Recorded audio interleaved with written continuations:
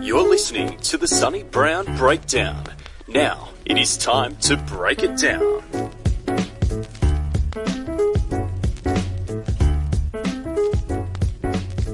Welcome to episode number 37 of the Sonny Brown Breakdown. I'm your host, Sonny Brown, and in this episode, I talk to Erik Paulson. Now, Erik is one of the legends and forefathers of American MMA and submission grappling. He now runs his own association called CSW, or Combat Submission Grappling, which is a combination of wrestling, catch wrestling, submission wrestling, along with Brazilian Jiu-Jitsu and also stand-up and striking elements, which he calls STX kickboxing, which also combines things like Savate and Thai kickboxing.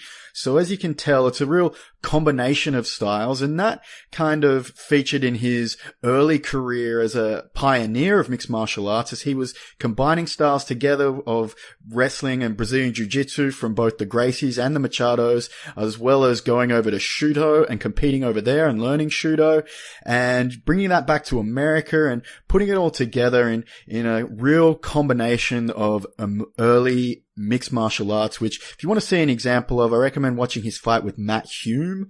They both were putting it together, and it's from the early 90s, it's a really good display of mixed martial arts. It kind of looks a bit ahead of its time. So I had a lot of fun with this interview. I am a big fan of Erik Paulson, and we discuss things like the benefits of note-taking, being a free thinker, freedom of movement, along with a bunch of those stories from the early days. And then we go deep into things, I would say, like the power of meditation and spirit and heart and other entities and entertaining things like that. So gets a bit out there. I hope you enjoy it. It was a big honor and thrill for me to have this conversation. It did take place last year, so like a couple of the others I've released recently, there was some audio issues that I had to go in, patch things together, but I think it turned out fine.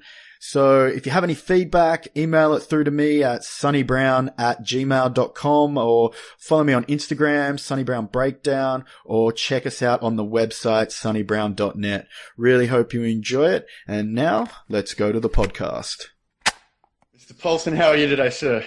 I'm doing great. Thanks for having me on, and good morning to you. Yeah. I know it's a midday to us. That's kind of one of my sayings. I always say, someone says, good morning. I go, morning to you, midday to others. That's right.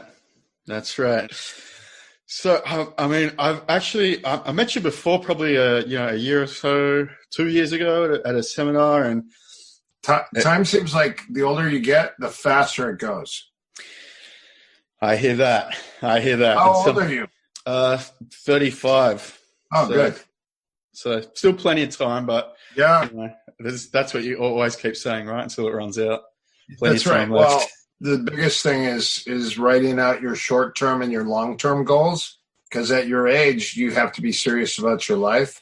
You know, I mean, when I was younger, I was so happy and carefree that I never ever planned for my future. And every time I'd get money, I always had money coming in, but it was like I couldn't wait to spend it. I didn't really save. I never bought. I was going to buy into, I was going to buy real estate, and then I was going to buy into the stocks and bonds and all this stuff. And it's funny how when you have money coming in hand over fist from all your options that you're doing when you're young, you need to put stuff away. If you're going to invest into a little bit of silver and gold, if you're going to buy into some, maybe even marijuana, pot penny stocks are huge right now. Over here they are. I don't know about over there, but nothing here yet. Is marijuana legal yet over there? No.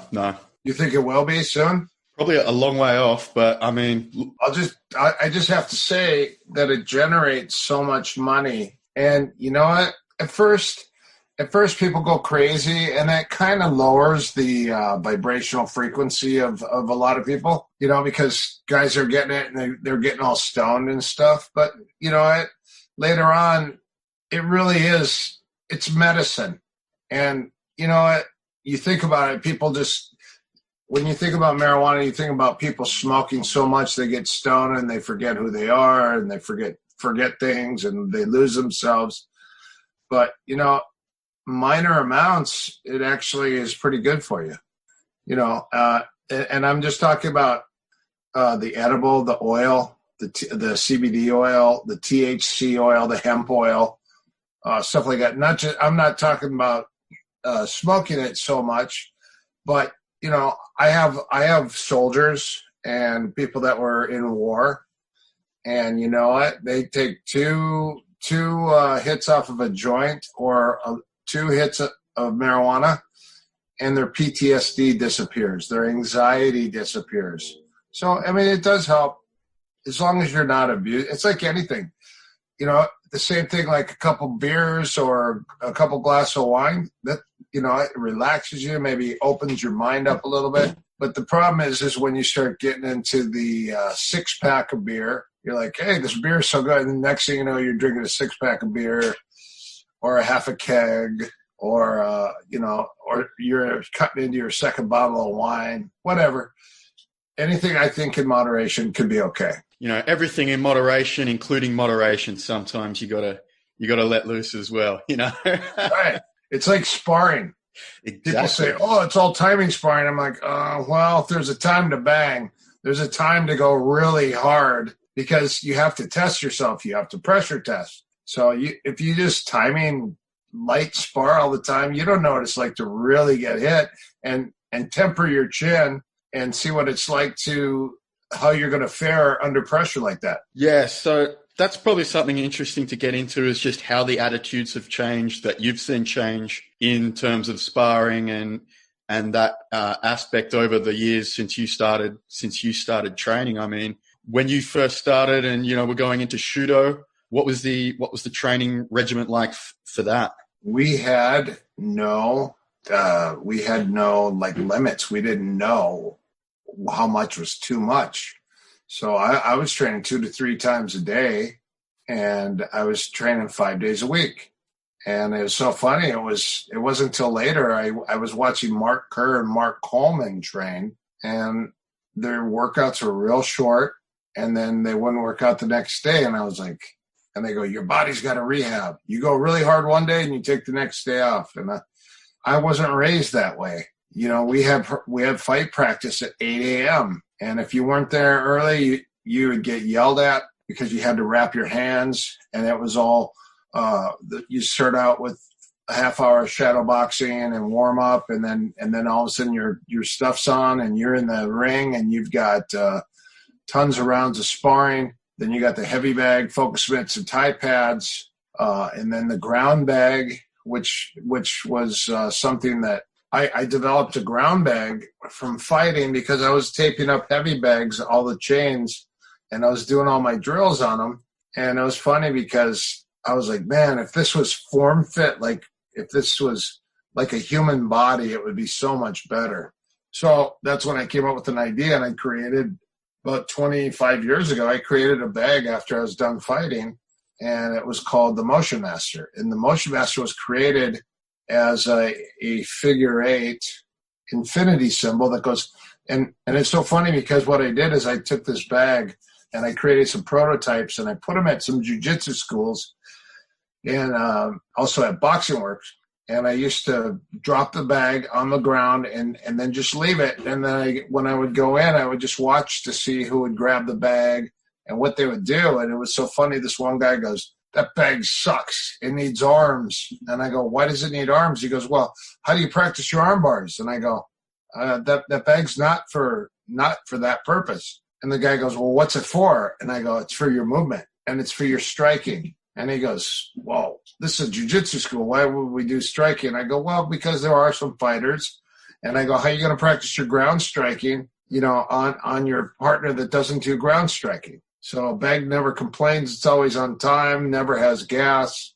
So anyways, the guy said, I watch him move. And then I said, hey, is it okay if can I get on the bag? He goes, yeah, show me. So I got on the bag and I started doing movement drills. Knee on belly, pop up, shuffles across, steps and spins, low transitions with hip heists, and then helicopters and falling off, and anyway, guard passing and north and south. And anyways, this guy goes, wow. He goes, wow, you really know a lot of drills on that bag. And then I was like, yeah, well, that's what it's for. It's for transitions, positions and transitions, which gets you good.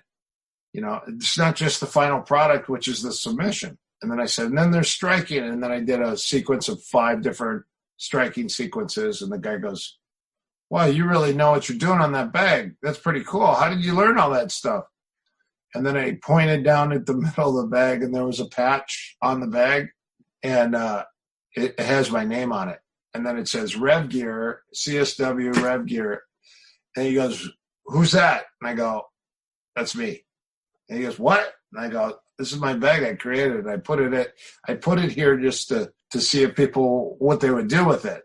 And so during this lockdown, my whole objective was to create two arms like this that would go onto the bag as an added attachment that you could actually slip on.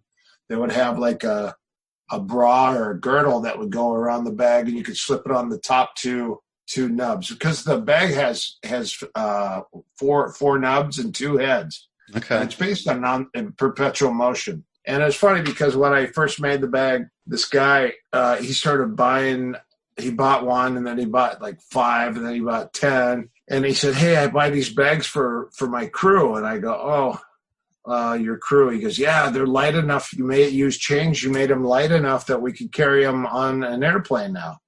And I go, you carry those on an airplane? I go, well, how much travel are you doing? He goes, oh, I travel every week. And I go, wow, what do you do? And he goes, well, just travel. And for all the security detail, we use it as our warm up in our workout. It's a 10-minute workout. I go, that's right, it's 10 minutes, and you're exhausted. And he said, it's anaerobic.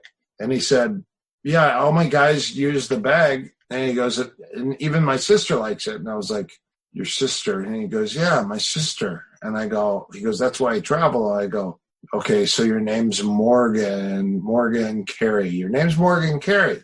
And he goes, yeah, my sister, I travel with my sister all the time. And when she's all over the place singing, and I was like, singing?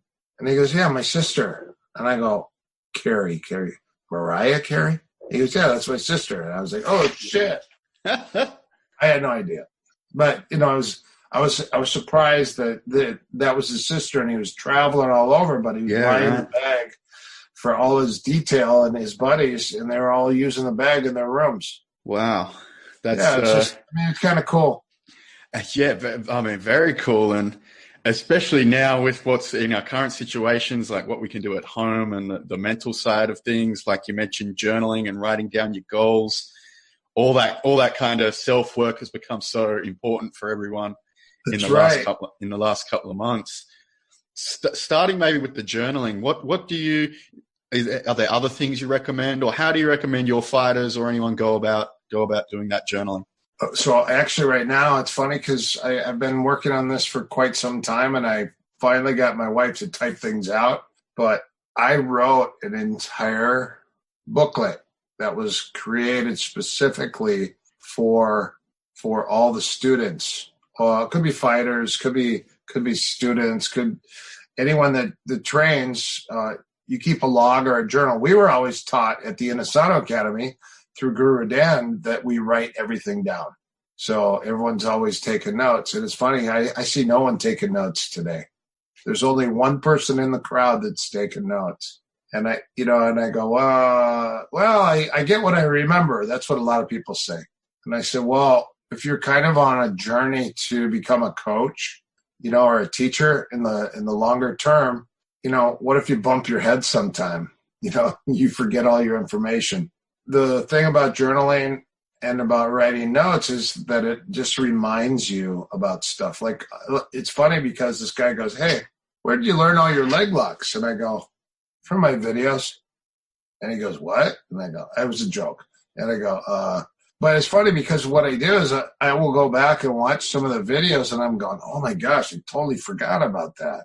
So that's another thing, you could journal or keep a video log of the stuff that you're learning also, or that you're working on or developing. And that's how you develop stuff. Like that's how the helicopter series that I was working on came about, because it was a process of learning from all these different people, and each person had like a different way of doing like a helicopter. And so I created the helicopter series, which is about 21 different moves as reverse helicopters or forward helics. And then it's stuff like that. Like that was never going to be a project. It was just something that I was like, hey, the next thing you know, I was like, oh, geez, look at this. And you know what? This would teach a lot of people how to change their movement a little bit, and how to be free thinking, free minded, instead of moving like everybody else. And you know where I got that? When I was in Japan, before one of the fights, I would always watch all the fighters warm up. And the Shooto guys were some of the most creative guys that I ever saw warm up. I remember the first time, like Chad was my training partner and later on my coach. Chad is the director of John Wick 1, 2, and 3. And Chad is also the director and worked on as Keanu's stunt double for The Matrix. So anyways, we were always experimenting and trying new stuff, and I just lost my train of thought. That's all right. Let's go back to, we're talking about the Shooto guys warming up. And that's how they were being creative. And I would love to get into more about why you think the Shooto guys were like that, and just that history of Shooto. Yeah. Okay. So it was interesting because at the same time I was going to Brazilian Jiu-Jitsu, I was learning positioning, escapes, transitions, how to counter everything on the ground. That was kind of the biggest thing, was how to get out of stuff, how to get to a better position. And I remember, like, I was fortunate. I got Hoist and Horian back in 1986 through 1990, and then I got Hickson in 1990 through 1994, about 90 to 94. And it was funny. And then also I got to do a private with Master Higa Machado at that time period also. And it was funny because what I found out in jiu-jitsu, it was based more on positioning, which they called real estate, and relaxing more, not like Shooto was like immediate. You need to get to position. You need to attack, because it was all based for fighting. So everything was based on winning. And at that time period, you would only have anywhere from 10 to 30 seconds on the ground. And if you didn't submit your opponent, you're back to your feet and you're kickboxing again. So all the submission stuff that Shooto taught was called quick kills, attack. And I remember one time I had to go through 10 guys in class because I was getting ready for a fight. So he goes, okay, first thing you got to do is you got to take these 10 guys in a row. You have to take each one of them down. Ready, go. And he said, you cannot play around because you're going to get tired. You need to attack. So I was like, boom, boom, boom. So I took 10 guys in a row, down 10 or 12 guys. And then right after, he goes, okay, next, you have to submit each person. And I remember I let a guy pull guard, and I was playing in his guard, and I wasn't passing. I was just kind of playing around, let him do his guard stuff. And then all of a sudden, my teacher, Sensei Yuri, goes, what are you doing? He goes, you need to quit playing. He goes, your mentality needs to be attack. You do not have enough time and energy in your body to sit and play with these guys. He goes, attack them. And then it was just right then that I was like, geez, that was the light bulb right there. And so I just, as soon as somebody would pull guard, boom, I attacked their legs. And then if they were really good at defending, most of the guys I caught. But if there was a couple guys that I couldn't catch, I would use the leg attack as a guard pass, because they would retract and hide their feet, and boom, I'd pass their guard, and then I'd attack the upper body. So it was the mentality that Shooto was notorious for total body submission. I knew that all of the fighters as a shooter, you had to learn. I had to learn combinations 1 through 10, which is approximately 148 submissions. Each combination had anywhere from 6 to 30 techniques in it, and that was your arsenal of attack, which was good. It was positioning and attacking. What Shooto did not have was the defense and transition, which was from Jiu-Jitsu. The guard, and you got to figure, like in the early 90s or the late 80s, early 90s, I'm learning from all the guys from Brazil. So as you're learning from the Brazilians, the guard is 90% of the game. So you're learning how to sweep, how to pass, how to attack in the guard. And at that time period, it was mostly closed guard. And I remember at Hickson's, keep your guard closed or it gets passed. And then I went to the Machados and they go, what are you doing with your guard? Why do you keep your guard closed? How are you going to get your guard any better if you keep your legs closed all the time and your feet crossed? And I was like, wow, different mentality. Yeah. So immediately when I went to the Machados, which was 94, 95, I noticed everyone was opening their guard. And for me, I was like licking my lips going, oh man, this is good. I can't wait to attack their legs because their guard's open. And then I got yelled at and Higgins said, Erik Paulson, show us something that you don't already know. And I was like, what does that mean? He goes, quit attacking the legs. We already know you know leg locks. Do something else. And I was like, okay, well, all right. And then it was funny because I was looking at some old video footage, and there was a time period where I went through this entire period where all I did was arm locks. And that's all I trained. That's all I studied. I studied different arm locks from all different people. I went to judokas, sambas. I had Master Hickson, Master Higgin, Hoyce, and then tons of other people as I was traveling they were teaching me all these different variations on arm bars, how to rip the arms out, leg positions, how to prevent the stack. When you're in the garden, somebody's stacking you, how to shoulder crawl or open your knees and cross your feet, push on your knee, just a bunch of different things. And so for, I don't know, 8 years, I didn't even touch legs. I never touch people's ankles. Everyone goes, hey, I don't want to roll with you because I'm afraid you're going to rip my ankle off. And I go, I don't even attack legs. I'm going to arm lock you. And I did that as an experiment. And then at that time period, it was like arm bars and different chokes, the anaconda, the darce, all the different variations of all the different chokes. I got into that too. So now I'm like searching all these different things. And it's so funny because at this time period, I didn't realize that I had learned so many neck cranks throughout the years from all these old guys, Gene LaBelle, Larry Hartzell, Billy Robinson, Yuri Nakamura. And it was so funny because I rolled with a friend of mine who passed, but I rolled with him and I neck cranked him so many times he got off the mat and ran in the bathroom. And I was like, what the heck? What's going on? He came out and he had tears in his eyes. And I go, what's wrong? You okay? And he goes, you keep cranking my neck. He goes, you're hurting my neck. He goes, you can't roll without touching my neck. And I was like, no, I don't. Oh, maybe I do. And then I realized and then that's when I made a neck cranker DVD. And the only reason I did that was because a lot of people in modern day grappling, they don't really do neck cranks. They might do one or two, but there's so many different ones. And then I realized the neck cranks in a jiu-jitsu school, probably not so good. A lot of people get mad or they go, yeah, it may or may not work. And so I was like, yeah, but in a bar fight, and they're like, oh, what, you go out and get bar fights? I go, well, yeah, they happen all the time. Not on purpose. And when somebody tells me they got all these street fights, I'm like, you have a flaw in your character. They go, what do you mean? I go, well, I don't know. I go out to have a beer with my friends and laugh and hang out. The last thing I want to do is fight somebody because I have a disagreement.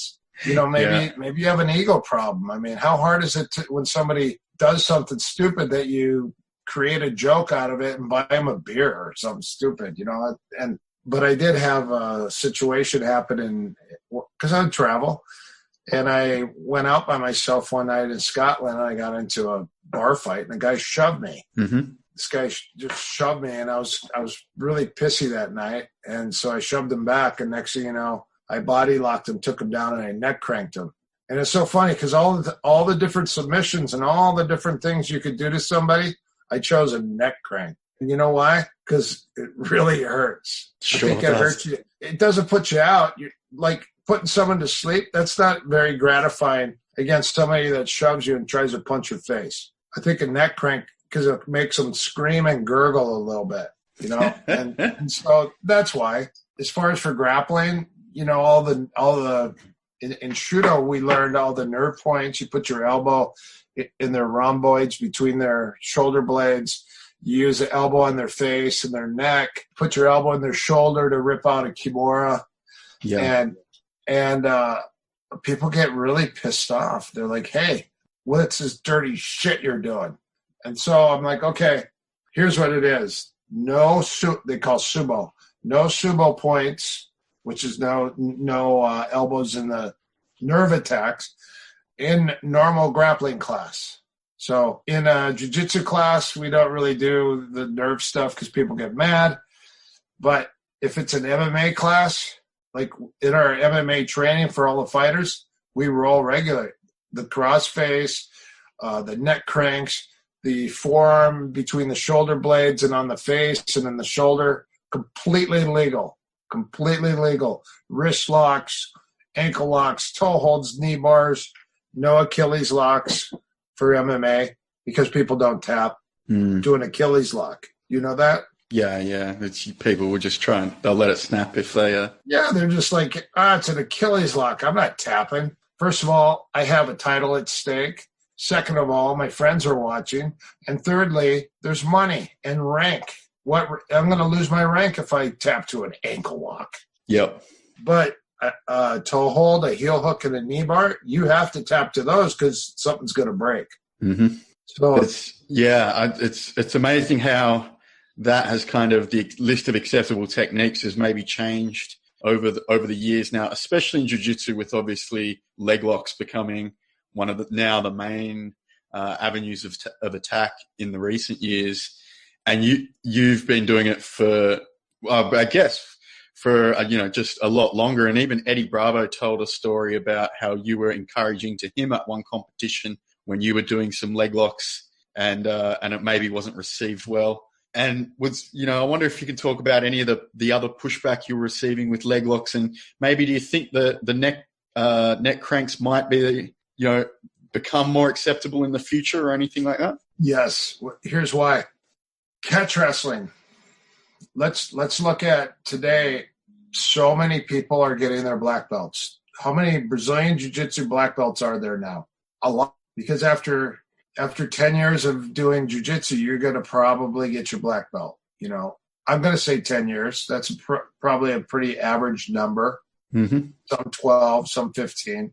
Some guys are getting them in 4 years. Some guys are getting them in 3, and people question, if somebody's really that good as a black belt. But guess what? Some people are. Some people get their belts quick. And so the deal is there's so many black belts in jiu-jitsu out there. So they're all kind of doing the same thing, right?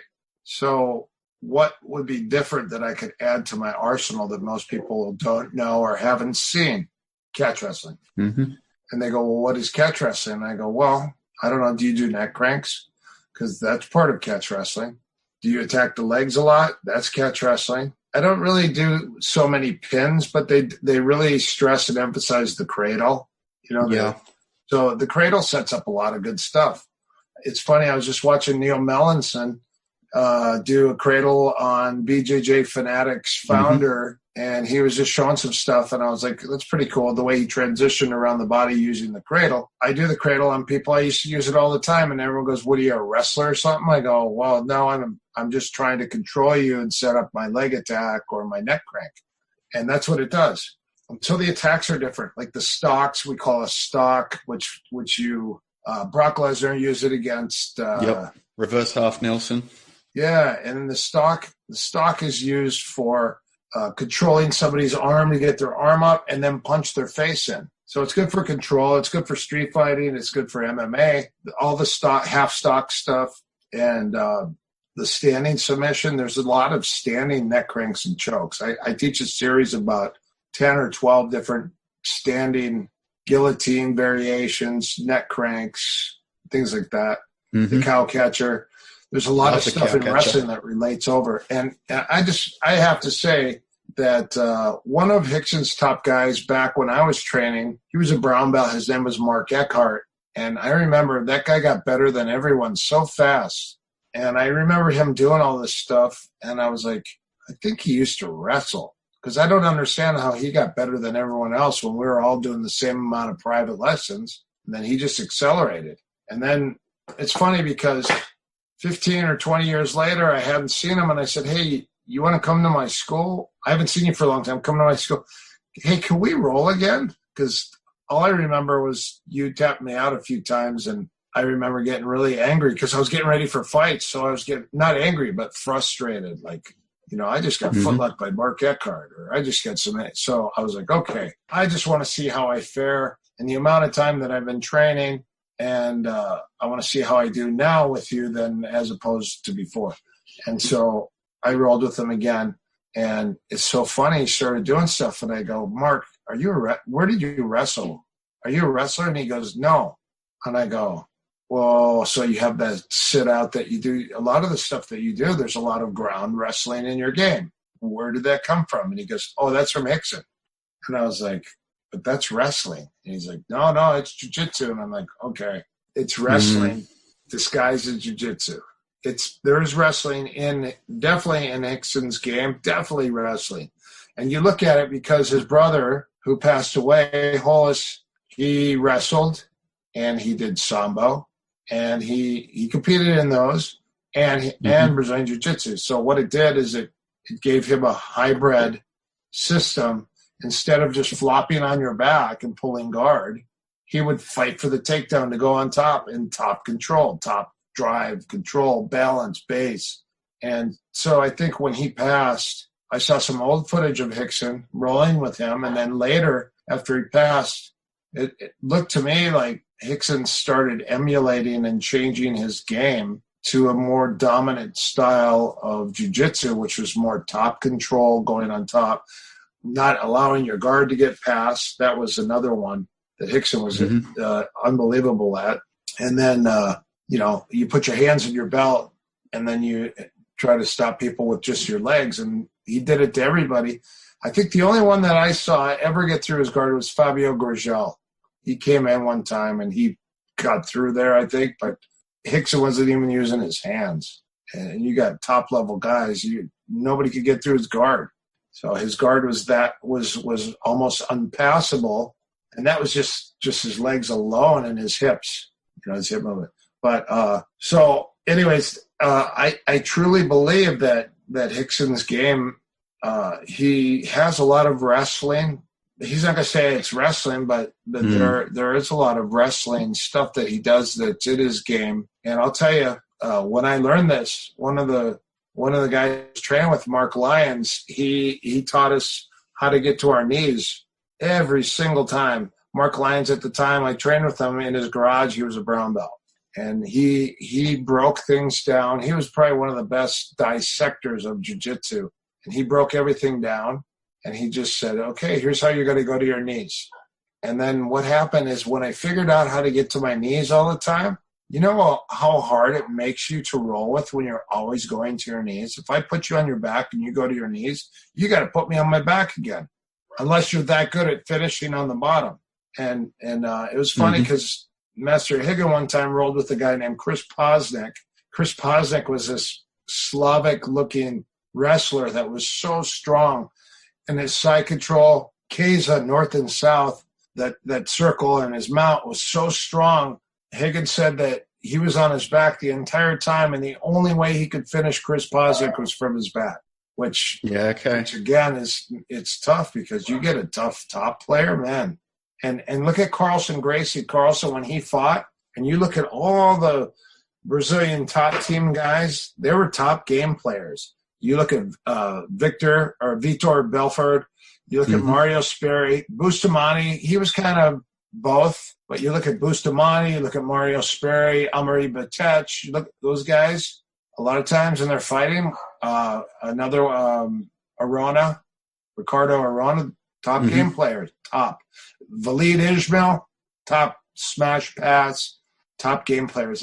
And I realized later that the top game players, their whole objective in a fight was to be on top, because you're a lot more powerful and strong on top. But in Brazil, everyone's taught to pull guard and just work your guard. They'll do guard all day long. That's all they do. They go to their back, go to their guard, go to their half guard. Professor Gordeau created the half guard because he had a bad knee. And he came to my school with Ďʀbʀᴏ, and he was training Ďʀbʀᴏ, and I let him show some half guard stuff, which is really cool, stuff I had never seen. And then I asked him, because that's the most intriguing part. I said, why did you develop the half guard? He goes, I had a bad knee, and I didn't want to quit jiu-jitsu. So I took my bad knee, I put it on the ground, laid on my side, and I started rolling with everybody. And an entire game sequence came out of it. Look at Eddie Bravo's system. Yeah. The half guard. And even Eddie says the lockdown, the lockdown. Yeah. Lockdown. He mentions Gordeau in his book. Well, the lockdown was originally from judo. It was created as a stall when someone was really good at moving and transitioning. You put them in half guard, you lock their leg down so they can't move. Yeah, right. Then Eddie created an entire system around that. If you sit and listen to him and watch him move, he's a genius. He really is. He's not some hack. He's someone that gets out there and was willing to fail over and over just to get his system foolproof. Nothing's foolproof, but, to the point where, I'm watching him roll and I'm like, man, you got so many options to submit a guy, and he wanted so bad to get that rubber guard on the guy or to get him in a guillotine, which he called the twister. The Machados called it the twister, but I would watch him. He would abandon or not attack a lot of things to get to that twister so he could finish somebody with that twister. Yeah, which is a wrestling pin, right? Yeah, Eddie even said, he goes, I learned that in wrestling. And, it's funny because in 1989, 1990, I was doing a private with Hickson. And I said, can I ask you something? He goes, sure. And I go, can I put you in something? And I just asked you. He goes, sure. And I put him in the guillotine, put a hook in and went under, and I pulled his head out. And I go, what do you think of this? And he goes, I think it's a good stretch.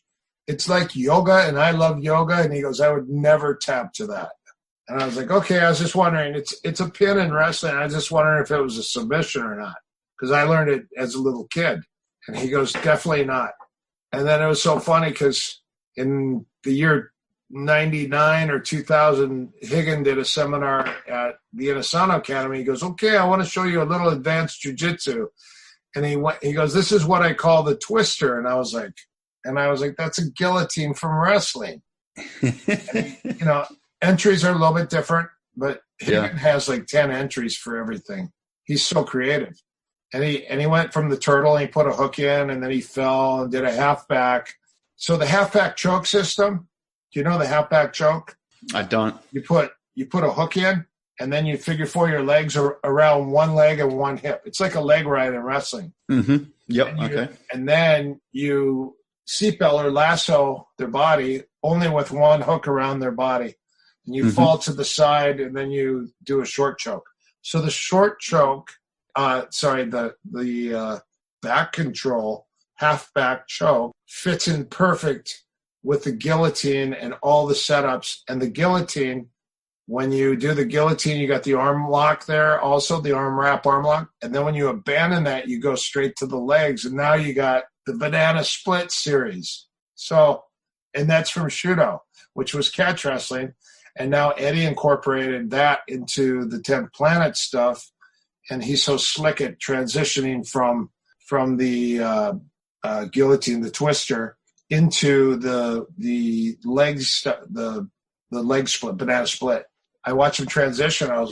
He goes from the arm to the back to the legs really smoothly, and I was like, you don't move that smoothly unless you've got countless repetitions and trial and error. I watched him flow, and I was like, that's pretty cool. That's right there is a beautiful game. Yeah, and I think speaking of like pins with the wrestler's guillotine that Eddie took and the pressure of top control and catch wrestling, one of the most significant uses of that in recent memory was Josh Barnett's win over Dean Lister. And I know you told a story that, because you're in Josh's corner that night, that you had actually were also recommended that Rico Rodriguez use the same move against Dean Lister the previous time he got choked. Not choked, sorry, submitted. Yeah. So Rico. So I was watching the UFC one night, and I love keza gatame. I'm really good at keza and hon keza and kazuri keza. So hon keza is around the head and the arm, and then you have a keza gatame, which is under the arm, which is the safe jiu-jitsu version. It's called kazuri keza. Kazuri keza is like over under 50-50 over under position. It's kind of like that. You have the arm though, and my favorite position. And so in Shooto teaches all, because of all the throws, or head and arm throws, we have an entire sequence where you go around the body, you go over the arm, you go under the arm, you go around the head, you go around over the head, you go under the forearm, you go over the forearm, you go around the body, you go reverse around the body, you go single leg, you go reverse single leg. That's the throwing sequence that Shooto teaches. It's like a template to the body. And all I remember was, you throw and then you go to keza gatame. And my keza, hon keza, was really super strong. And I remember in the early days, in the early 90s, I would always throw guys with head and arms, and then I would hold them and then submit them from keza gatame. And a lot of guys, because when I would go to jiu-jitsu, this guy goes, "What are you, a wrestler, a judo guy or something?" And I was like, I guess kind of. Yeah, but I'm jiu-jitsu also. And he goes, "Well, you keep going to that nobody even knew the name of it. They go, "You keep going to that headlock.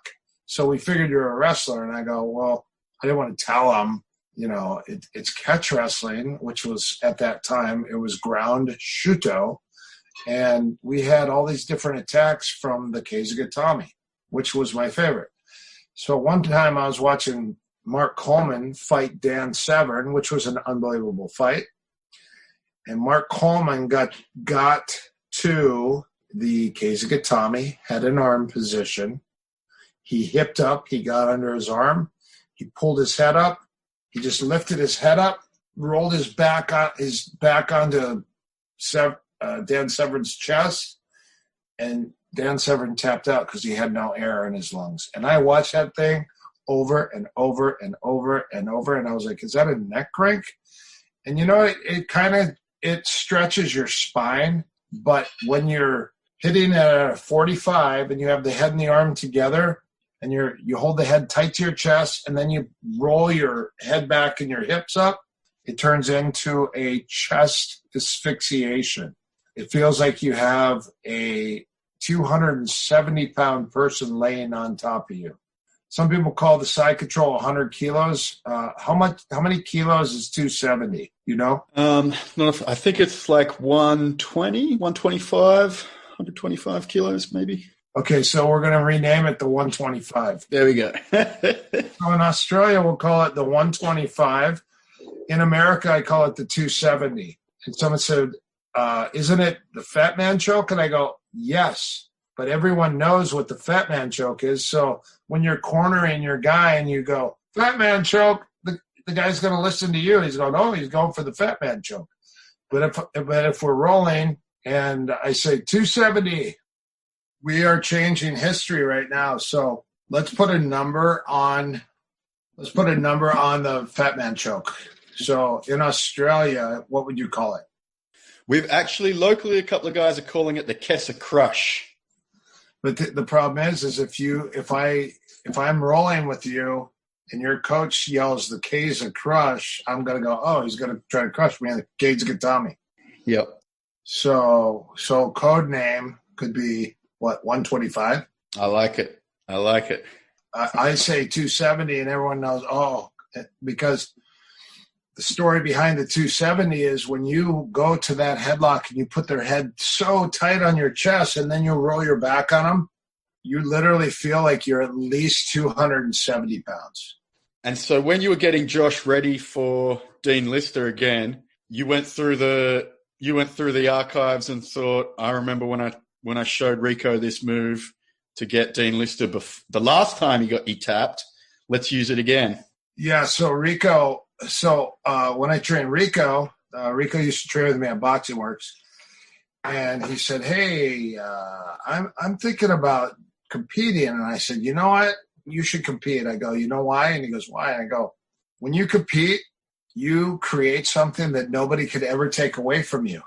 And he said, "What's that?" And I go, "Experience. You have experience that no one can take away from you. You compete, you fight, you compete, you put it on the line. Nobody can ever talk crap on you unless you're not a good person, but nobody can ever talk crap on you because you've actually put yourself in harm's way just to test your skills out, and that's why I fought. I just wanted to see all the stuff that I had. I wanted to know if it worked or not. I trained martial arts with all these different guys throughout so many years, and I couldn't understand why I was doing it full time, training so much and so hard. And I'm like, what am I going to do with all this stuff? And all the stuff that I'm accumulating, all this information and knowledge, I wonder how much of this really works, because I had boxing coaches I was training, I was sparring with. I had kickboxing, Muay Thai coaches, Savate coaches. I was fortunate to hook up with Rico Chiapparelli as my wrestling coach. And at that time, I was also training, so in 94 to 95 was my transition to start training with the Machados. I went from Hickson's to the Machados at that time period. From 90 to 94, I had Hickson privately and then group classes. And then I had from 1986 to about 2000, I was fortunate to have Horian and Hoyce as my private teacher in their garage. I remember they used to have blue belt classes, and you weren't invited. And blue belts back then were like black belts. So I was like, "Oh, what nights are your blue belt classes?" And they go, "Oh, you're not invited. And most of the guys that were doing the blue belt class, they were all Brazilian. There might have been one or two Americans in there, but most of them were Brazilian. So one night I snuck up in there, and there was a window, and I peeked in there just to see if I could watch a class. And some guy goes, "Hey, there's someone outside." And I took off running because I didn't want to get caught. I felt like a little shit. But guess what? That's how excited I was to want to learn, And yeah. I actually had to spy in a window in a garage because they all trained in the garage, and they just matted the garage down, and then I had to sneak in there. But that's classic. Yeah, it was good. I was very fortunate to learn at that time. I want to say you're under John Will, correct? Correct, yeah. Okay. So John Will is a catch wrestler too. Do you know that? Tell me more. No, I mean we always did John Will's shoot fighting work, but I remember when John Will came to meet Yuri Nakamura, and he said he was a shoot fighter, and Yuri goes, "You're not a shoot fighter unless you train with me," which I was kind of going, well, first of all, let me hear your story. And he was saying that he trained in India with the Indian wrestlers, and they wrestled in the sand. And so he learned the Indian wrestling and the catch wrestling stuff. And he was doing the shoot fighting stuff. But shoot fighting was a name that was coined more from Bart Vale at the time. And it had a huge tie to pro wrestling. So some of it was not 100% real. Not saying that what he learned wasn't real. I'm not saying that. But what I'm saying is Yuri was really particular on he wouldn't allow anyone to promote Shooto unless you came and you trained with him. If you came and you trained with Yuri, then you had to test under him, and that's how you could get ranked in Shooto. I was remotely doing workshops, but I wasn't allowed to rank anybody. So that's kind of why Shooto died, because it became popular before Jiu-Jitsu even exploded. I'm talking 1988, 88, 89, 90. all the guys at the Inosanto Academy were all doing Shooto and doing amateur shoot fights. Mm-hmm. And if you would have promoted it right and allowed it to be taught and promoted all over the place, boy, you know, and Horian was the same way. He wasn't really allowing, you could train jiu-jitsu, but he wasn't allowing people to go out, and he wouldn't give them a black belt because it took a long time to go out to promote the art, you know. So things were it was a lot harder to get rank and stuff back then.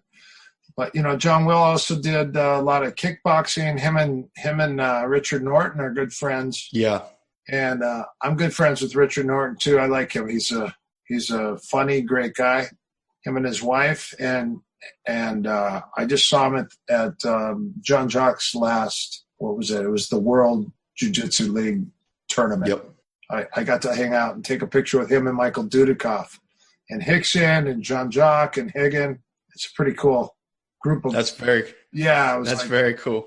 I was excited. It was so funny because I stood next to Master Hickson in the picture and I stepped behind him. I kept like everyone lined up and I put my shoulder behind him and I tried to back up a little bit and he said, "I will never let you take my back."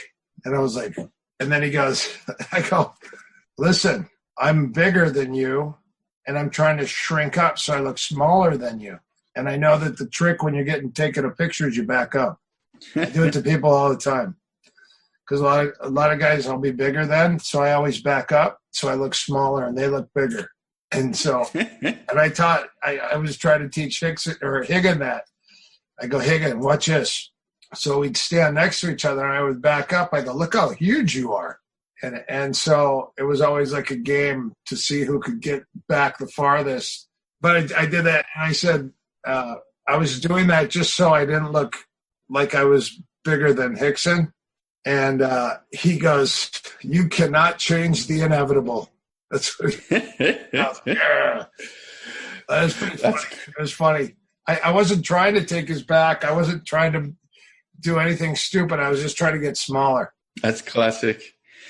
And I'm wondering, maybe just to shift gears a little, and final question, just as I've appreciated the time, is the meditation work you do, because I know you're big on the Merkaba meditation, right. And especially right now, people are at home and it's a good time to spend some time doing that.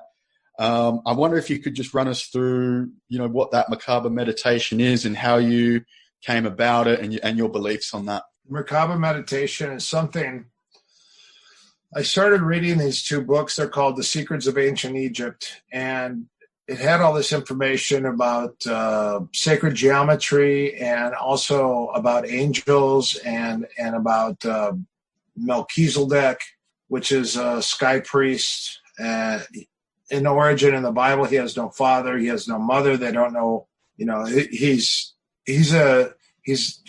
the Melchizedek order is a priest order or a priesthood. Jesus was part of the Melchizedek order. And so the founder of the Merkaba that wrote these books, his name is Drunvalo. He changed his name to Drunvalo Melchizedek, which again, if you go to the Mormon religion, the Melchizedek order are the priests. So they become an ordained priest in the Melchizedek order. So anyways, he created this he's had 72 teachers. He created this meditation called the Merkaba meditation. And I was reading the book, trying to figure it out. And at the time I was working on the Ultimate Fighter show with Brock Lesnar, and I traveled to Vegas to do the show. And I was doing a TV show. We were prepping and trying to get some footage. So it was a mock-up of the show we were going to do. So the show was originally called The Pugilist, and it was about me and my fight team and all, because I had so much craziness going on at my gym. And it would have been perfect at the time because everyone was coming to our gym. They were coming in to train. We had celebrity after celebrity as far as fighters go, all coming in to train with us. And we just had, like, every day I'd walk into my gym and I would never know if I was going to get in a fight or if I was going to hug somebody or get into an argument. And that was every day. And that went on for quite some time. But the show never took off. I don't know what happened. The producers didn't really promote it right to the right people, and it got canned. So they changed the show. The guy goes, hey, you were really good. I know you do some other stuff. Would you be interested to do a show on ghost hunting? And I was like, we'll go to haunted houses. And I go, well, he goes, you could clear haunted houses. And I was like, we'll name the show Ghost Fighter. And I was like, oh. So it's funny because we tried to film a bunch of mock-up stuff, but listen, you can't call ghosts out at will and say, hey, appear now. We need you for a TV show. You just have to keep a camera rolling, and then you just catch stuff. So that kind of got canned. So then the next thing they go, okay, Ghost Fighter's canned. And I go, how about a show on healing? How about a show on fighting and healing? That would be perfect. Yin and yang. So he goes, hey, that's a good idea. So I go, we'll go to the gym. You can follow me every day, what it's like to train fighters and to roll with them and spar with them and corner them. And that would be good. And then after that, we will go and we'll travel to some of these spiritual healers, and we will get the other side or the other aspect of beating people up, which is the highest level of martial arts is healing. The highest level of martial arts is healing. And so I was like, you know what? That would be full circle. That would be perfect. This would be really good. So I started interviewing all these people, and I was reading tons and tons of different books. And, one thing when you start reading all these different books, you have to have a solid base on who you are and what your true beliefs are, because you could get caught up in a bunch of crap that is false or not real or misinformation or partial truth. And some things lead you astray. But so anyways, I had strong faith in God because of the fact that I worked at a chapel for five to 7 years, and I worked with an exorcist, and I dealt firsthand dealing with people that were possessed by the devil or by spirits or demons or entities, and these people were afflicted. And so for me, through that and seeing that stuff, that is what made my internal belief very strong. Because listen, when you're talking to somebody and they got monsters speaking through them, and they're telling you stuff about your life and your future and your past that they should never know about because they don't know you, you're like, and you get scared, wow. And so, what are you going to do? Fight them by yourself? You know how hard it is to fight an invisible enemy that, appears and disappears by itself whenever it feels like it. So that's why my strength came because of my belief, because if you don't do it like this, it's you versus them. You need a higher power because you're dealing with invisible enemies. So if you have that belief, then you can research and study all this other stuff like Bigfoot, UFOs, ghosts, spirit, but all that is entertainment for me, and it's funny because a lot of people will go, they start watching, they get caught up in all this stuff, and they get caught up into aliens and all this stuff. And I'm like, and it's funny because Greg Nelson said something to me. Let me shut my door real quick. Yeah, no problem. This is sensitive information. No problem. No problem. I don't want the neighbors to hear. Got to keep it on the quiet. No. I don't want them to call me call the mental health line and got people knocking on my door. So yeah, getting into all that stuff, but all that stuff does exist. The paranormal, all the different names of all the different things. It does exist. I know it does because I've researched a ton of it. What happens though, like my friend, he worked for the government. He was a special forces guy, and he studied Bigfoot, UFOs, and ghosts. And I asked him, I said, hey, he goes, what do you think? And I go, he goes, all three of them. And I said, yes, yes, and yes. And he goes, you're right, all three. And then I said, could you tell me more? And he goes, look at it like this. I'll just tell you a few things that we did, and these are our findings. Number one, first finding, Bigfoot, 3 of them, 2 physical, 1 spiritual. That's what he said.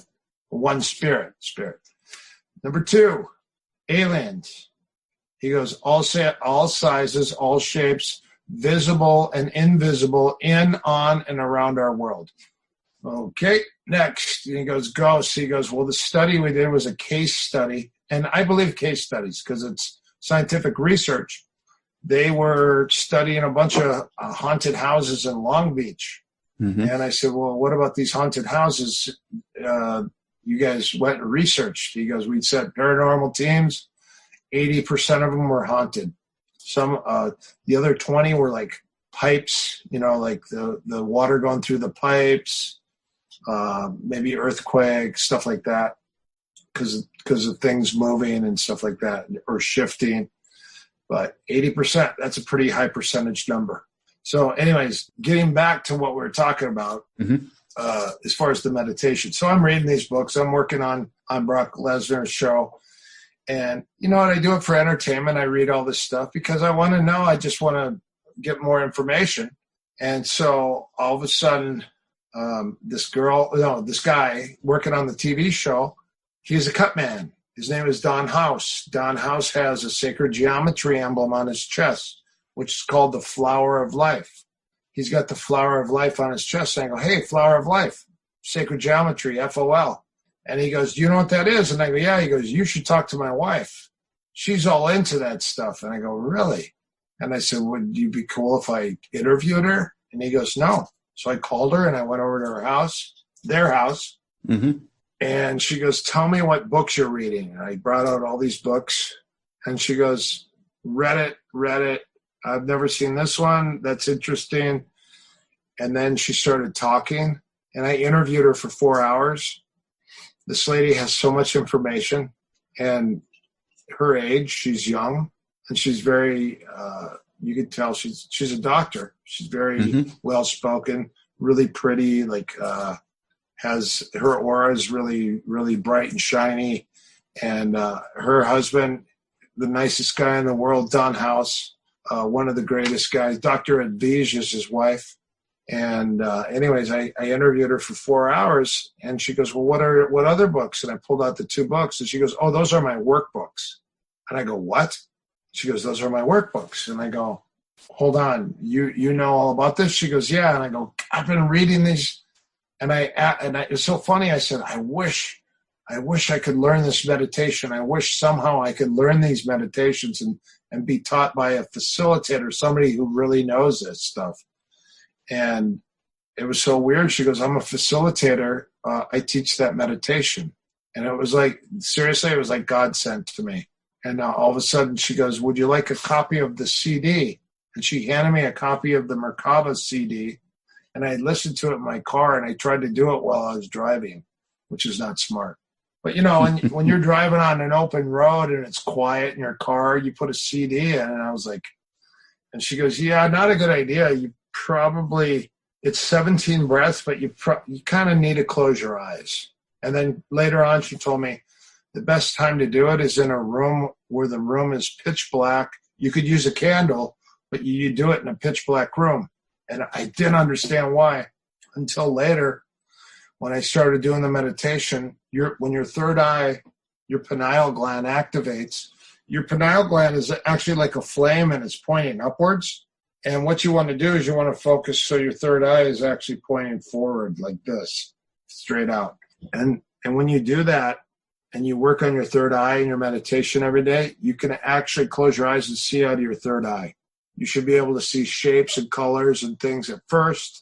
And then later on, you can see when people are walking by. And it's weird. With your eyes closed, you could still see. And she said, the best thing is the dark, to do it in the dark. And the reason you do it in the dark is just to make sure that you're not having light refractions. Mm-hmm. So that was interesting.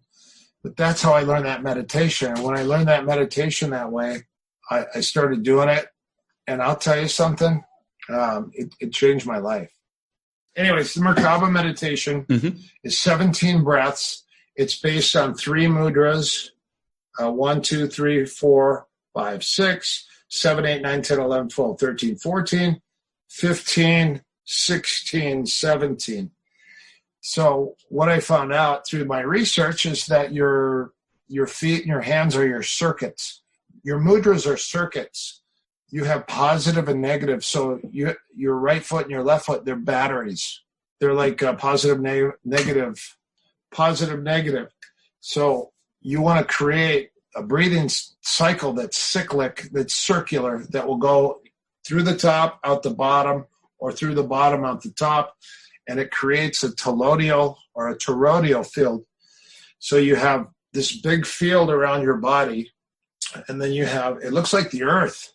You know, the earth has the north and the south poles that are open, and there's a magnetic circle that goes around the earth.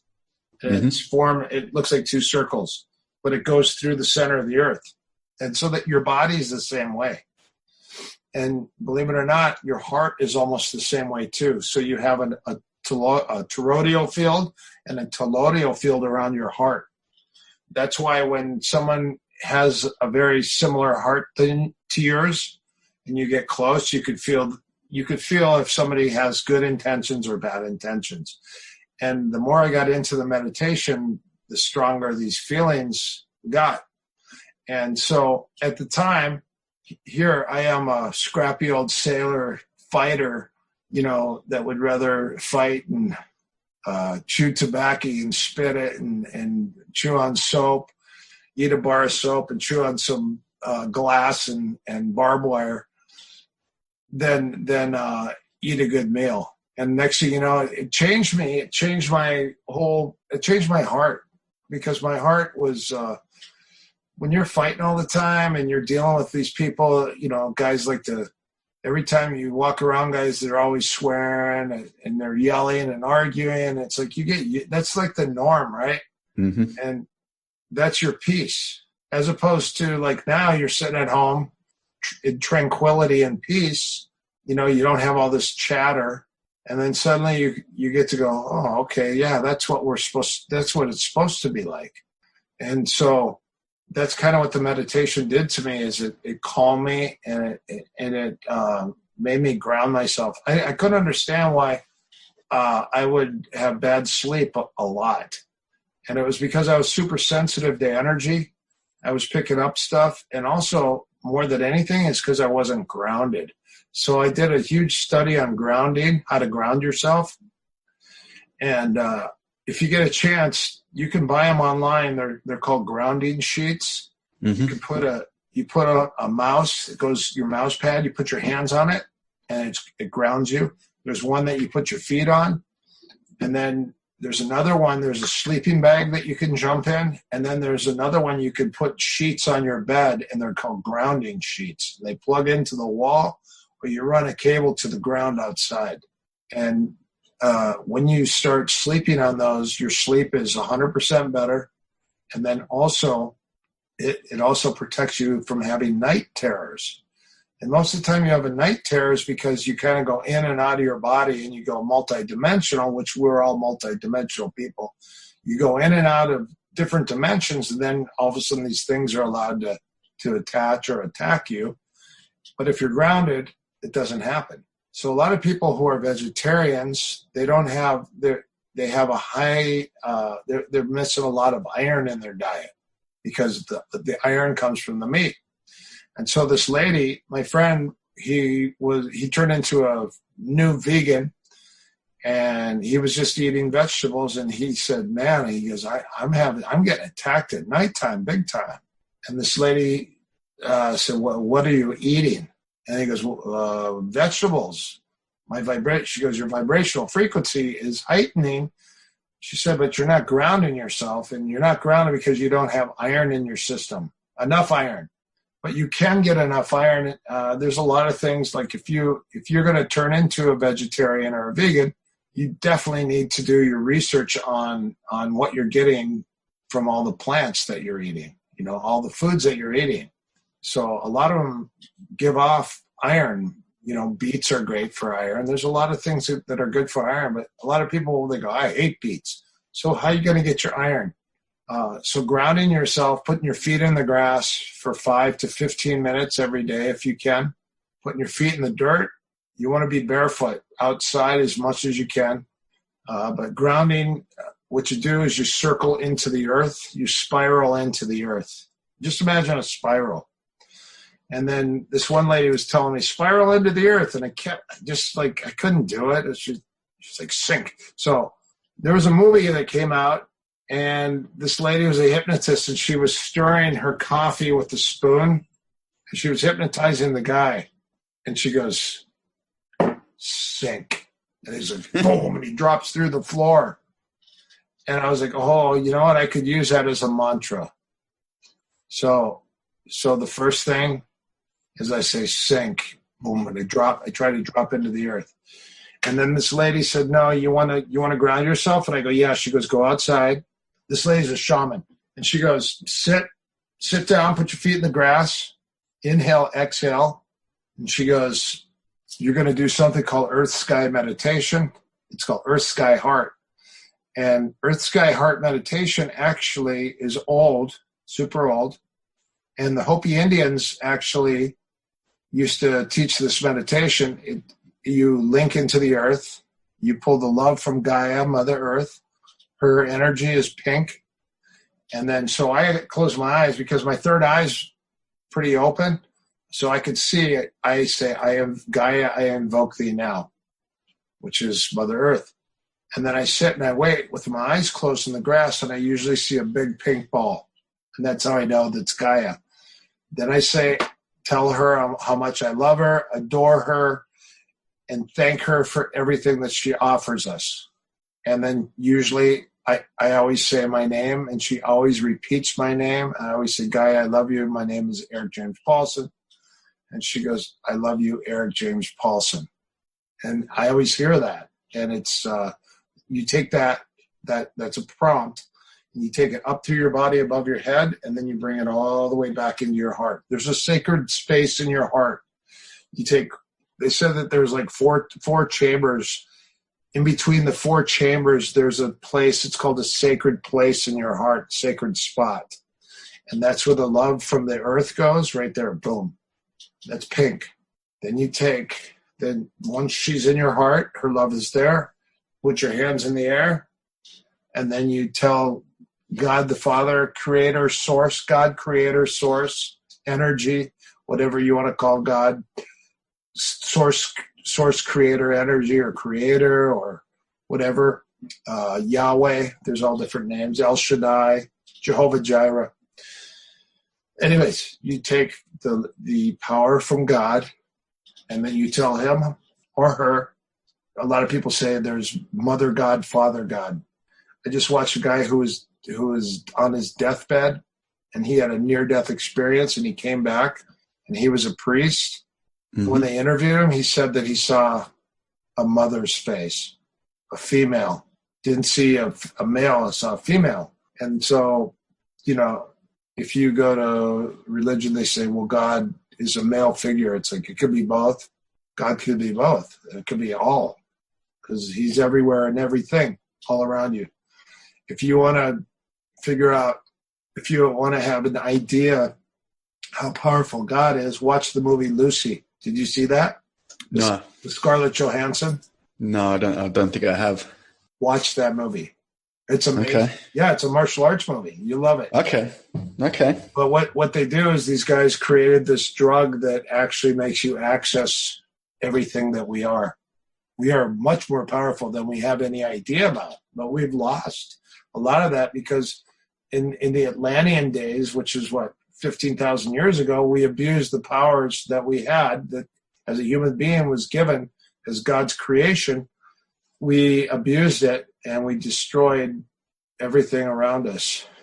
And so a lot of those powers, I think, were taken away from us as humanity or human beings. And it's us to ascend and find out where we actually came from, what we're really about, what the powers that we have are, because we're a lot more powerful than we actually know. I think you have so much ability to do anything you want to do. You could create. We're creators. Mm-hmm. And so when I meditate, I get this message that says create, keep creating. And then the next message says inspire. And then it says aspire to inspire. So I started writing aspire to inspire. That's a good one. Yeah, aspire to inspire other people, because if you are getting prompts and ideas, which are great, that will help humanity, help everybody. Don't be selfish, but also don't talk crazy, because people think you're a kook, which I was reminded. My wife's like, okay, Erik, you might have some information, but you got to be careful who you're sharing it with, because you're going to sound like a crazy person. So again, back to the basics. What's basic? What's in your heart? Greg Nelson said, hey, do aliens exist? Probably. He goes, but why are you going to spend all your time learning and worrying about that when, and bottom line, come from God, go to God. So we were all created by creator source energy. And guess what happens when you die? You go back to creator source energy. So he said, so why would you spend your time trying to learn about these things that don't have anything to do with you, that are just, floating around you? And I go, well, it's like watching a movie. It's entertainment, and it's like, it's kind of intriguing. I like watching shows on UFOs, because you always wonder what they are, right? Yep. And their technology is so far advanced, and they're actually starting to disclose to everybody. I just got a prompt on my phone that said that the Navy's releasing 7 more UFO sightings. They're actually admitting that and it's like, it's kind of too little, too late. It's like, we've been seeing these for all these years, and so suddenly you guys are like, okay, they exist. It's like, yeah, we've already known that. It's prove some other stuff. But anyways, the meditation, God, I'm all over the place. Go into the earth, bring the love from earth into your heart, pull from the sky, love from above, bring it back all the way through your body, through your feet, a foot down, and bring it all the way back up into your heart. Then you go like this, and right above your ear here, you tap, you go 1, 2, 3. You tap the top of your brain stem, 1, 2, 3. You tap here 3 times, 1, 2, 3. Then you tap your heart right here, right here. Yep. You tap, you go 1, 2, 3, and then you say the word shift. And so what you do is you imagine your consciousness, which sits behind your pineal gland. It shifts down a blue tube, which is in the back of your throat, and it goes all the way down into your heart. So now you have 3 things in your heart. You have love from Mother Earth, you have love from God, and then our Creator, and then you have your consciousness, all 3 sitting in the same spot in your heart. They call it's not the Holy Trinity, but it's the Trinity. The Trinity. Some call it the Trinity breath. So what you're doing is you're creating what they call the Hara line. The Hara line is a white beam of light that goes through your body that aligns your chakras. So right now we have 7 or 8 chakras that most people teach. You have your crown chakra, which is like a violet. You have your third eye right here, which is like a purple. Then you have your throat chakra, which is blue. That's why I said blue tube. It goes down your blue chakra into your heart chakra, which is green. Then your solar plex, which is your intuition, is yellow. Your belly button is creativity. It's orange. And then your root chakra, I said the word root.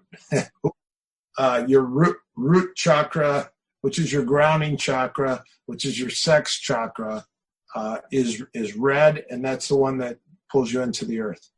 So your objective is to align your chakras and get them all spinning. Sometimes they get stuck. And so you want all your chakras spinning in the same alignment. They call it divine alignment. And so the Hara line meditation is pulling and creating the white beam of light that goes through your body. And you want all your chakras turned on. And when you do that, these are your energy centers, and that allows the blessings and the healings and all that stuff to be more powerful. If your crown chakra is turned off, you don't have a link to creator source energy, we all are a part of his creation. So we have that divine spark in our heart, and we have a cord that goes from us all the way up, and we're all walking around with this cord, and nobody even knows it. And it's so funny. I was at my friend's martial arts school in Scotland, and we sanded the floor. We sanded the floor, and they're getting ready to put the mats down, but all the sawdust was in the air, and him and his wife walked under the skylight. So they had the sunlight beating down on them, and I could see it looked like a balloon attached between their shoulder blades, and they had a balloon, and they had a circle, and you could see it about 6 feet behind them, and they're both walking around with these balloons attached between their shoulder blades. I'm looking at them going, hey, you guys got something on your backs. And they go, well, how can you see? I go, there's sawdust in the air and there's sunlight. So you could see an outline of whatever it was. It's pretty interesting. And guess what? I go to Australia. I'm in Adelaide, Australia. And I talked to Nino Pila. And Nino Pila said that he met a guy that does meditation that talks about seeing angels. And I go, and he was talking about connecting with your guardian angel and that he sees them on people. And I go, what does it look like? And he goes, they're attached between your shoulder blades and they look like a balloon. They sit 6 feet behind you and they record all the stuff that you do. And I'm like, that's what I saw. I saw it because the reason I saw it was because the sawdust was in the air and the sunlight came through. So that's interesting. Yeah. You do have connection. Everyone, regardless if you think so or not, you're assigned an angel, a protector. And some people, due to your contract that you have, because you create a contract before you come to Earth, before you incarnate and come down into your body, you create a contract. And your contract is made up and comprised of you and a bunch of your guides and friends before you come to Earth on what you're to do when you come to Earth. And that's to find out who you are, why you're here, what your life purpose is. It's called your birthright. What's your birthright? And so now you have these people that were all part of signing this contract before you come to Earth, being a part. It's your birthright. What is your job here on Earth? What are you sent here to do? Because this is not the only time you're going to live. You're going to continue. You never truly die. You never really die. You just change. You change body. You change your body out, but your energy, your soul never dies. You don't just go into the earth and that's it. You got a one-time shot. So it's all about learning. You want to learn as much as you can, and you'll find that the older a soul is, the more giving and healing they are. They're selfless and they're more about giving to others and helping others than they are taking for themselves. In the beginning stages, as a young soul on Earth, a lot of times people are very egotistical and it's all about me, I.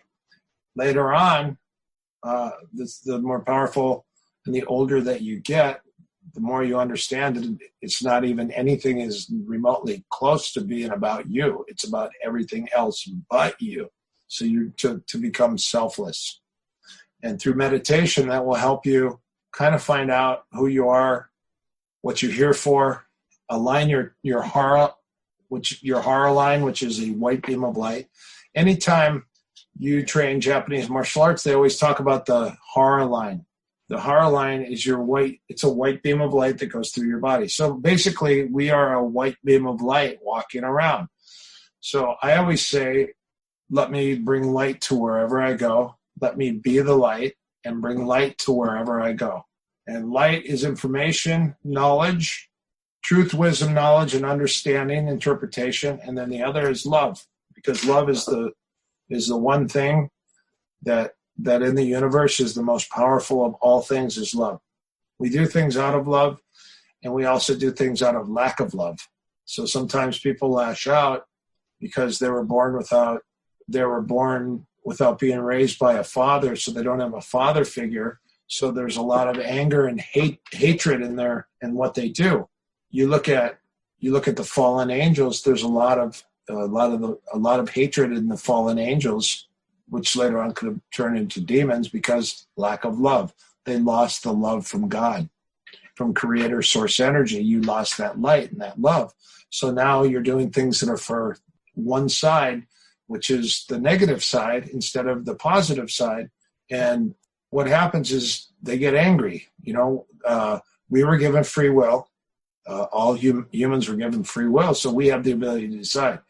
And the thing is, when Jesus was sent to earth, God created Jesus to come to earth and to forgive us for our sins. So he took our sins from us so we could go back to God.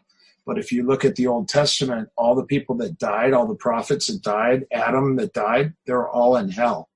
You know that? I did not. When Jesus died, he went to hell. Everyone goes, why did he go to hell?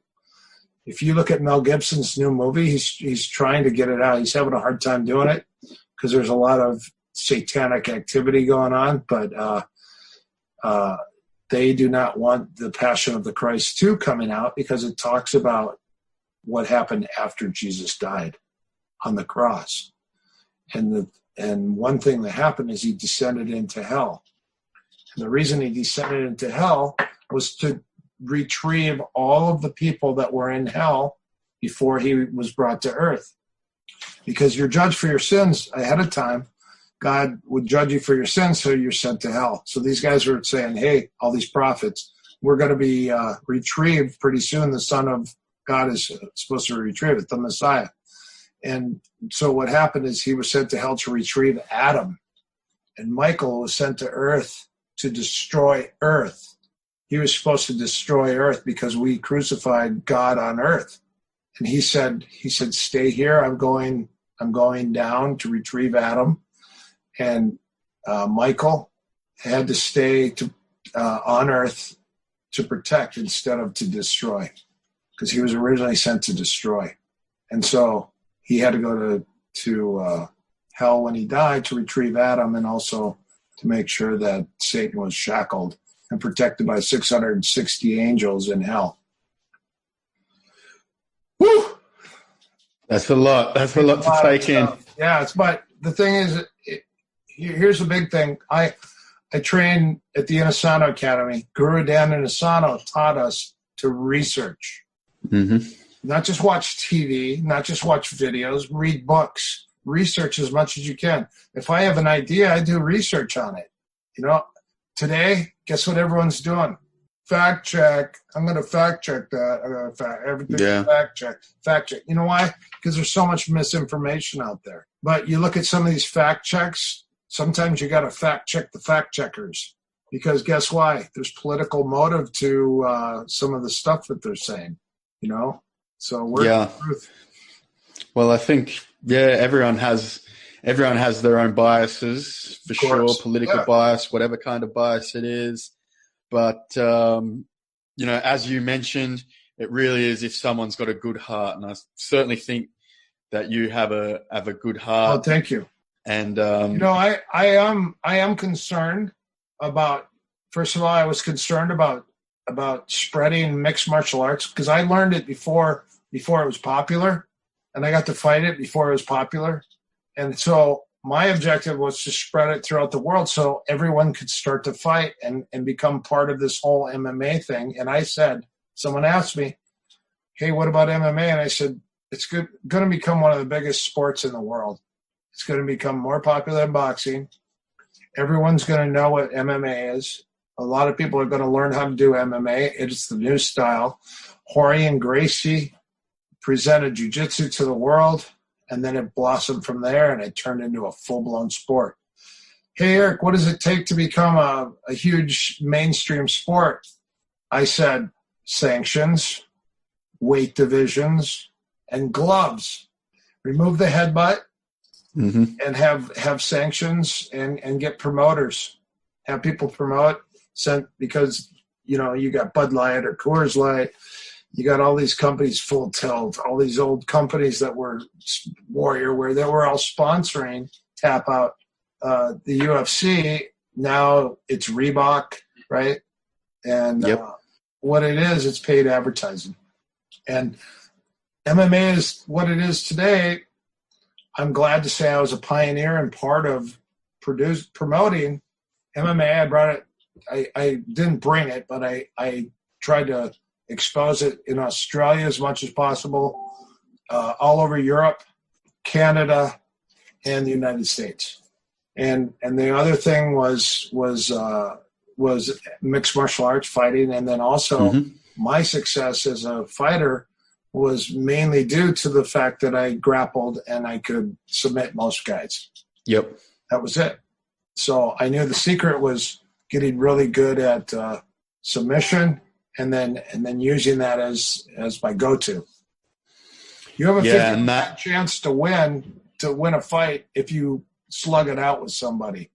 If you're good on the ground, your odds are probably 80%. That's pretty high percentage. And your grappling style, grappling system, CSW, it's definitely inspired me over here. So I think your aspire to inspire has certainly been working. Oh, that's nice of you.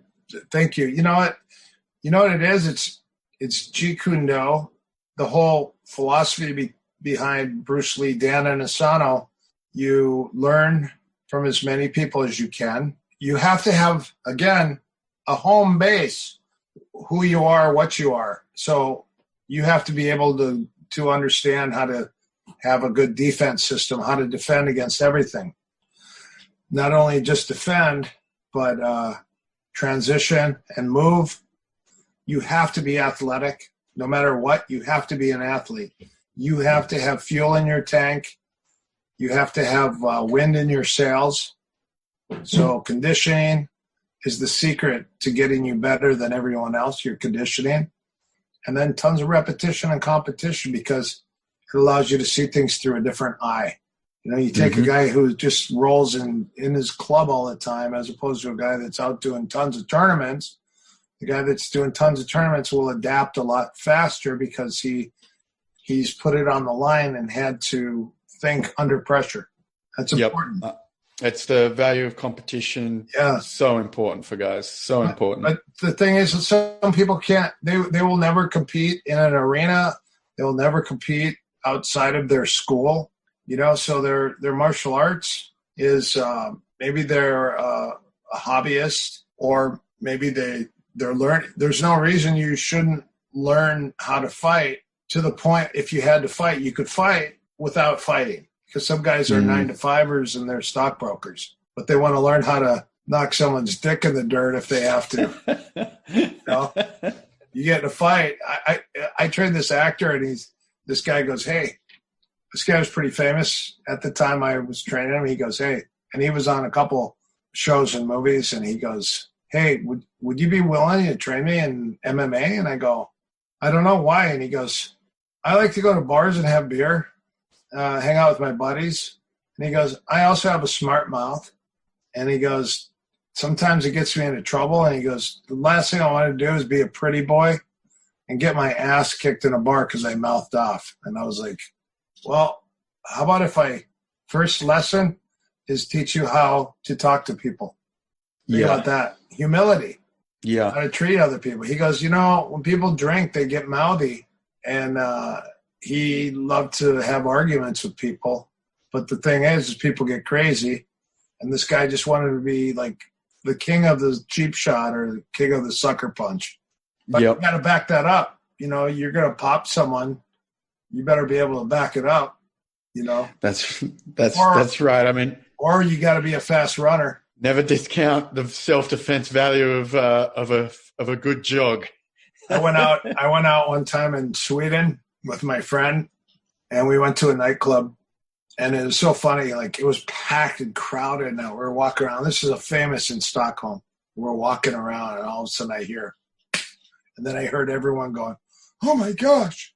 And I look over, and I see my buddy just running across the floor as fast as he could. And then he hit the exit door, and he took off, and I was like, what the hell?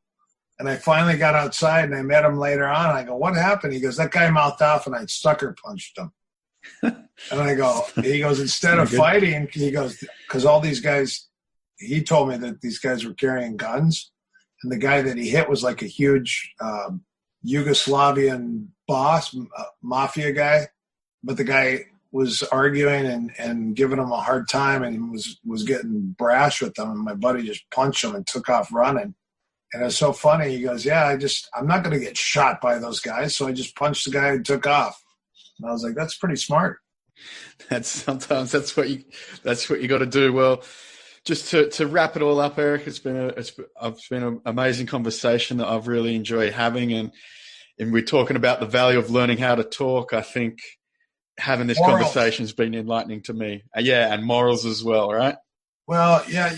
I mean, the thing is, you treat others like you'd like to be treated, and the thing is like martial arts is a vehicle to turn us into better human beings. And our whole objective is, if you're going to become a better human being, you also need to think about other people too, and helping other people. Like every day I wake up, I say thank you. The first thing, the fact that I could open my eyes and live another day. And then I say, who can I help today? Because somebody always needs something, and I will tell you right now, one thing that a lot of people don't know, or they don't maybe believe so much, but prayer helps a lot. It's just positive vibrations.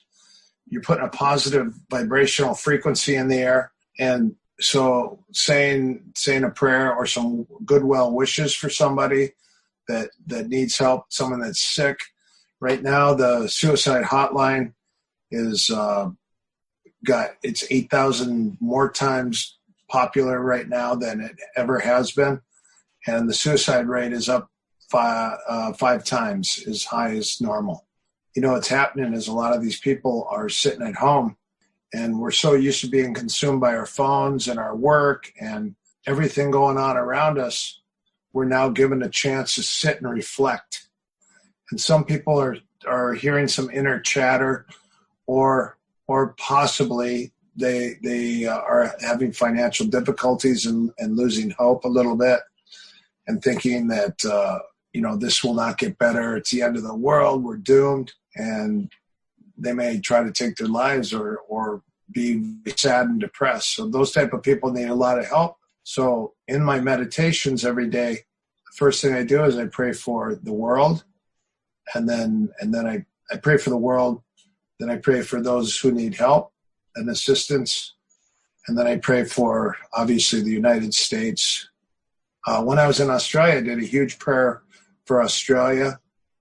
In my meditation, I did from Australia, New Zealand, and Tasmania. And it's crazy because I went to Tasmania the next year, and I had the most amazing dream I've ever had. To this day, I still remember the dream, and it was all the way to the second I closed my eyes to the second I woke up. It was all these. So I had a dream that I was going to a party. All these people were inviting me to this party, and I go, who are all these people? They look like a bunch of granola babies. And then all of a sudden someone goes, they're Earth people. They're the Earth people. And maybe they're all the elementals. I don't know. It was weird. And anyways, and they go, they're waiting for you to step in. And I go, what am I stepping in? And they go, you're coming to the party. You're invited to the party to open up the sky. And I go, really? And they go, yeah, Gaia has a message for you. And she'll tell you. And then when she's done talking, that's it. And then all of a sudden, I'm listening to all this talk. And then all of a sudden, boom, my music stopped, because I play music on my phone when I sleep. My music stopped. It was time to wake up, and I just opened my eyes. I'm like, holy crap. And it was weird because we were sitting next to this beautiful lake. They put us up at this resort, and there's a beautiful lake in front with all these lights. You could hear all the frogs croaking. You could hear all the birds out there. It was like we're on almost like a different planet. And it was beautiful. It was lights and trees, huge trees all over. And for some reason, I felt really connected. Have you been to Tasmania? I have. It's a beautiful place there. Yeah, it's pretty. I quite like it. I'd like to get back there actually at some point. Yeah, it really is. It's very, very lovely down there. And in terms of being thankful and grateful, Erik, I'm very grateful for the time that you've given me and helping me out today. And thank you. So appreciative. You have me on. And I know I was supposed to be back there in July, but I think this year it probably got canceled. Sure, yeah. I don't think, yeah, that will probably have to be pushed to 2021, I'm sure, which is crazy, but that's how we're living at the moment. We'll all be able to get through it, especially with the good intentions and the good, work on the morals and the good heart. That's the thing that, so we collectively, we can change the vibration of the earth if we all think the same. We don't always have to think the same way, but we all have to be in agreement to raise the vibrational frequency on Earth. Do you know that the Schumann frequency, which is the heartbeat of Earth, was at 7.83 hertz? And during this pandemic time, the vibrational frequency of Earth, the Schumann frequency, went up to actually 113 hertz. I did not know 113 hertz. That means that people are collective consciousness is ascending higher because of the fact that everyone's staying more positive and more people are saying prayers. They're getting closer or coming back to God. People are coming back to, let's not even say God. Let's just say into themselves, and then you realize that we're just little pieces of sand on a beach as far as the universe goes, or I'm sorry, the multiverse. But we all are connected. We're all one. That's a big thing. We're all one. We all think the same way, and you have to pray for humanity. That's the biggest thing. I love that. What a great place to finish up. Erik, I'd love to have you back on again in the future if you'd be willing. My pleasure. We could talk about some other thing. I mean, we could talk any subject. I'm not really great at sports. Like, I don't know about football teams or rugby. Me either. But I could talk about anything. I love it most of the time. And even if I don't know it, I'll still make it up. Make it sound real. I'm a method actor. Yeah. So, hey, never let the truth get in the way of a good story. That's right. Erik, you have a great day. Have a good evening over there. And thank you. Say hello to everybody for me. I will do for sure. Sonny, thank you. God bless you. Thank you, everybody, for listening. I appreciate it. You too. Thanks so much. You have been listening to the Sonny Brown Breakdown. Until next time, you can visit sonnybrown.net to find out more ways to break it down.